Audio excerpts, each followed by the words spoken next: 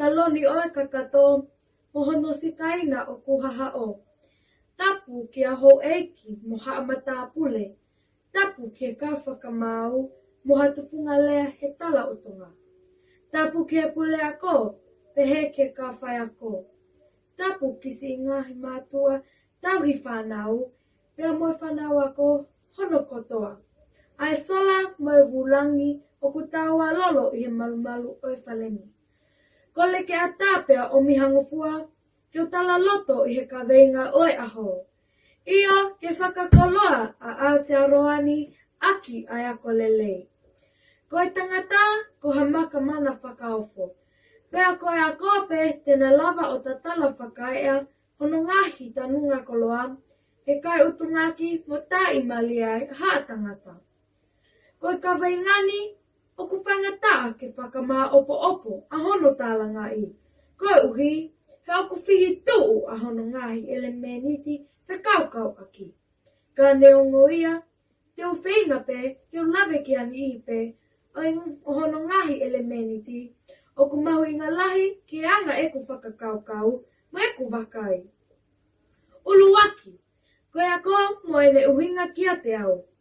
Koe ako, ko mea ngawe ia, nae, pia oku, pia e ke hoko atu, a hono ngawe aki, e hao tangata.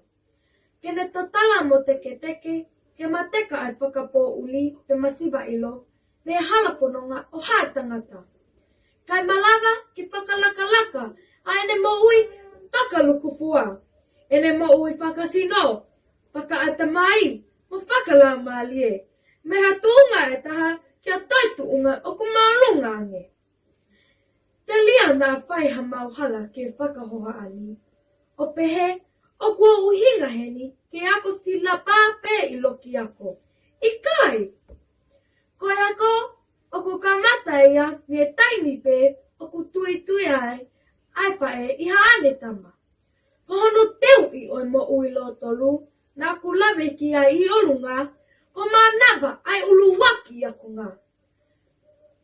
O kuna moa e tama ki manawa, aki a hono toto manawa aki, pe whanawhana ki ai ngahi tau whangangatu, mo alaha kakala, ai ngahi ulunganga, whakaotua, ai whakamole, whakataki, whalala anga, honga ia, whakatoki lalo, apasia, mo ia kotoa o ku tau mea i.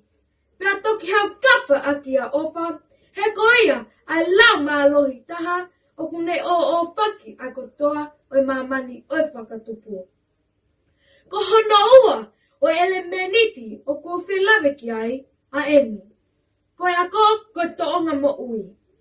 Ia whai mateaki o whanawhana mea lelei ki manawa, pea hoko atu hono tuki, mono nopo ia whanonga anga o e mamani matelieni. E i kai hato e vei ua e hoko, ai ngahi a kau kakala o loto he wani, o manongi alaha, mo tau wha, o tau manawa mo ui, ia eti mo sifia, o ku hau whano hono ea, pea malutoka hono atakai. Ko tau whakamoni, ai tau whakakoloa a Aotearoa aki ai ako lelei, me ngahi university, ko lautai, ai kau whai ako tonga. Ko tau wau ke whalea o nuu sila.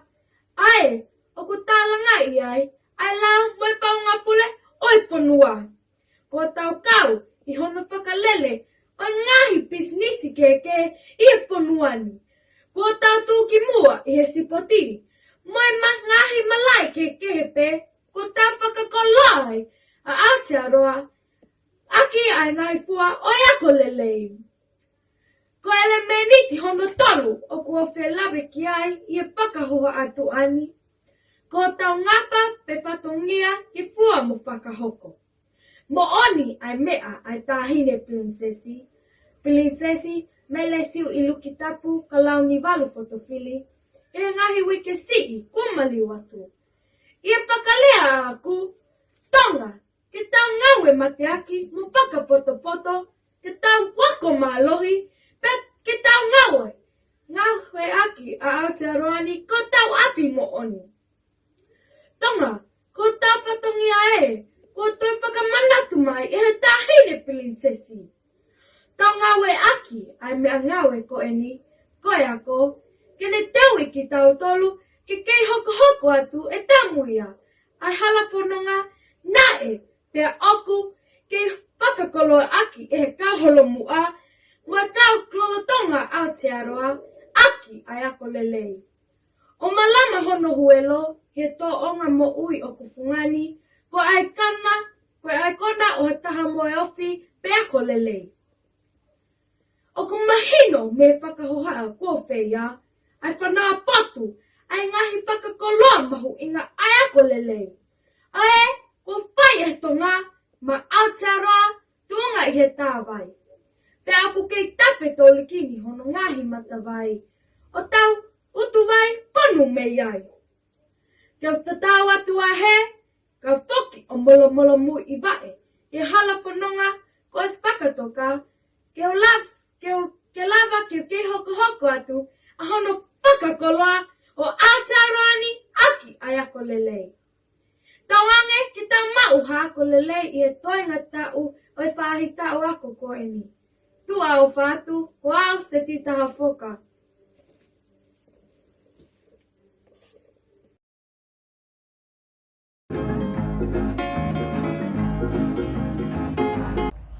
Tapu ki he tolu topu tapu, ko e hau o ngahi hau whakalewelewa pea ao niu.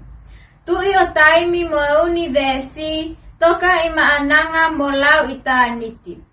Tulo mo e talamalu o e kilua, api ko a talanga mo hono kakala hingoa, kia hou eiki mo haatau hifonua.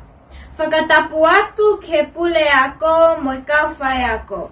Ai whanau ako mo si ngahi matua.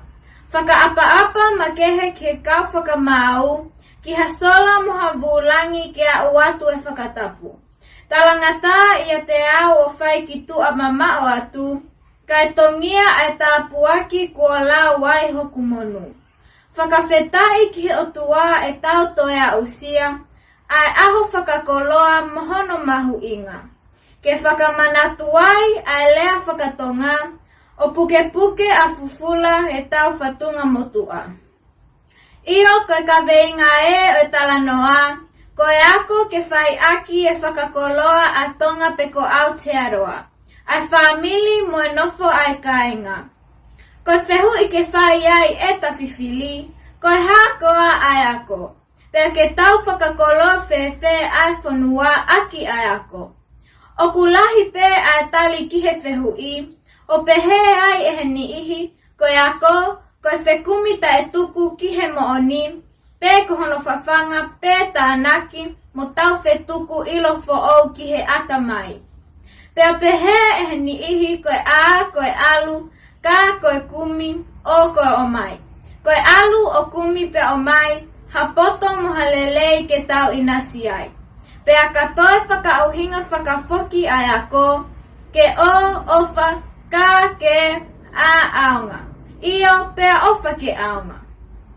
O kutala noa mahino pe ai uhinga, mo e tau mua mohono mahu inga. Koe ako e ke toko naki ilo fo'ou, ke mau ha maama e he atamai. Hapoto mo hatau kei ki he mo ui, me he whaliunga o natula mo e atakai.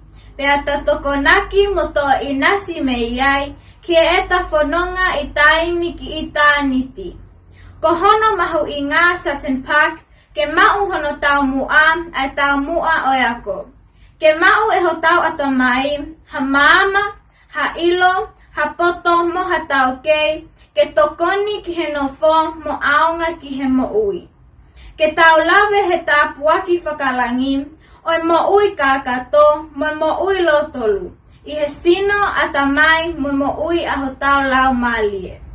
Isa, ka koe whe ai whakakoloa o Aotearoa. Si kaunga ako ke tau whakamahu i ngai, ai whai ngā malie a eni o kutalawe ngā malie ai. Ai tāpuaki mo monung o kutamau ke tāko. Pea ke tamau ai ai ilo mo poto, ai mama ki hota atamai mo eta mo ui. Pea ke aonga ki hota family mo hotau api, Pea la vea e kainga ai kolo moesiasi. Pea e toki kai melie ai nofo ai fonua. Kua tau iha kuonga kua lahi au pito ai poto. Pea lahi atu fau elele mo ma olunga e ako. Ka kua toi lahi pe mo palopalema o nofo. Pea oku whakaloloma pea ongo ki he loto. Kua ke noa ai si eku whakakau mo eku manatu. Ki he mooni oku whai ki ai e ta whekumita e tuku. Kai hawhaki atu pe mua eku ki i luku whakatuu. Pe e whewhe ai ako naki mo uhoi mooni fufu ai tohi tapu. Koe poto eni oku tonu ki tau mau. Ai poto oku tolonga pea oku pau. Ki he teu oku tawhai ki hota kahau. Kua lau i seni tuli ai folofola mohonotala noa. Ki he whaiako iloa mo ene toko tahaua. Koe makatuunga, koe makakoloa pea moe sipinga. Ke ki taua whaifononga he kuonga mohu whaingataa. Ko eni ai maama moe poto mo onia. Koe maama moe poto ia mei olunga.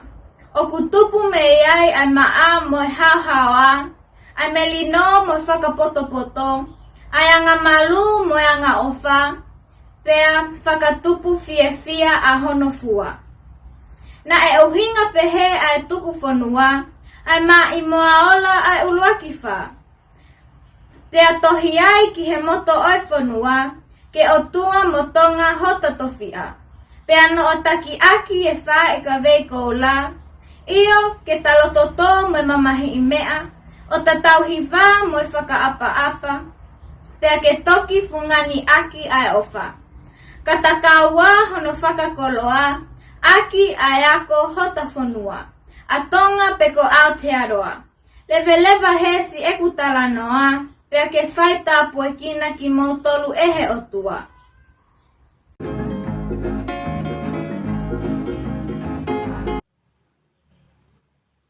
Tapu ke a whio ai o tua i ho tau lotonga. Tapu ke a ho eki pea moha amata pule. Tapu ke kau whai sivi.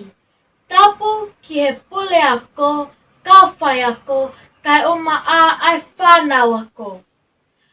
Kai ata moau ana maui pau u lele mai me he funga o ne tale kili te fua sila pelua pea mai piu o tawhahi. Ke whai a e kulea. Ko eku ka vei ngā koe whakakoloa a Aotearoa aki ai ako. Koe taha e matai koloa ai tonga koe ako. He koe taha ia e mau anga mo ui ai ngahi family. Kua osi omi e ki ia ho tau tufakanga. Pea oku tufa kehe ia ke ngahi mawhai mai ngahi taliniti. Ko hono malie he koe ako koe taha ngahi mea ngahaue ki hono ngā wei mo whakatupu le kina ai ngahi mawhai mo taliniti oku tau mau. Hange ko e ni, ka pau ko tau taliniti moe mawhai koe whai ako, pe koe to ke tā sino. Ko pau ke tau wako, ke taua usia e tau mawhai ko ia. Ia te tau lava o wheetūtaki i he lea moe tohi. Oku whakate whito eku lea i he fo i lea koe ako. Pea oku wahe ia ke konga e tolu. O whakatatau ke ngahi matai tohi oku whao aki. Aia koe a, ka, moe o. Koe ulu aki koe a. Oku uhinga ia koe alu. Koe alu ki api ako. Ka pau oku ke fie mau ke tau wako, kua pau ke tau alu ki api ako. Hei kai lava ehe ako ia kene whakakoloa a Aotearoa. Ka pau hei kai te ke alu koe kihe ako, koe whei tuu ia oku whai ai ako. Ka pau te ke nofo pē koe i api, pē te ke ngata pē koe he tau anga pasi, o i kai te ke au ki api ako, oku i kai ke ako koe. Ko hono wā koe ka, oku uhinga ia koe kumie i lo moe poto. Koe tau mua e tau alu ki api ako ke tau kumi e ilo moi poto. Pea o ku ma'u e ilo ki ako. Pea me he tokoni ai whai ako. Ka pau ku ke alu koe kihe ako ia toi uhinga kehe hange koe whakatamai ki moi a la me a pehe pea tā o ku i kai koe ako ia. Ko hono whakaosi koe o. A ku uhinga ia koe o mai e poto moi ilo mei api ako o ngawe aki. O ngawe aki i whe ia. O mai ki he family. O mai ki he siasi. O mai ke ngawe anga. O mai ke ngahi kupu o society o ku ke kau ki ai. Ka pau he i kai teke o mai e poto moi ilo mei api ako pea tā o ku i kai ke tau ako. Si ngahi matua, whakapapau i o ku alu ho ki tama ki api ako. Tama ako, whakapapau i ko ho o alu o kumi e ilo moi poto. Whai ako, tokoni ke fofoi a tamai ai tama ako. Tama ako, whakapapau i ko ho o alu o mai e poto moi ilo me api ako o ngawe aki i he society o Aotearoa. Pea e hoko lewa koe whakakoloa a Aotearoa aki ai ako. Lewa e lea tua o whatua ana maui pau ulele mai me funga o ne tale kilikili te whua sila peloa pe mai pi o tawhahia.